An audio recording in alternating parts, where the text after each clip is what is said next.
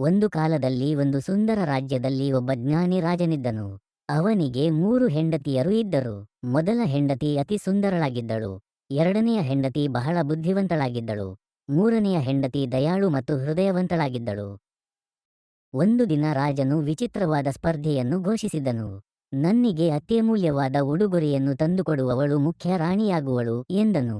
ಮೊದಲ ಹೆಂಡತಿ ಹೊಳೆಯುವ ಅಮೂಲ್ಯ ರತ್ನಗಳನ್ನು ತಂದಳು. ಅವುಗಳು ಅರಮನೆಯನ್ನೇ ಬೆಳಗುವಂತೆ ಮಾಡಿತು.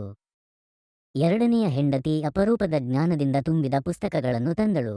ಅವುಗಳು ರಾಜ್ಯಕ್ಕೆ ಉಪಯೋಗವಾಗುವಂತಿದ್ದವು. ಆದರೆ ಮೂರನೆಯ ಹೆಂಡತಿ ಏನನ್ನೂ ತರುವುದಿಲ್ಲವೆಂದು ಎಲ್ಲರೂ ಭಾವಿಸಿದರು. ಕೆಲವು ದಿನಗಳ ನಂತರ ಅವಳು ರಾಜನನ್ನು ಹೊರಗೆ ಕರೆದುಕೊಂಡು ಹೋದಳು.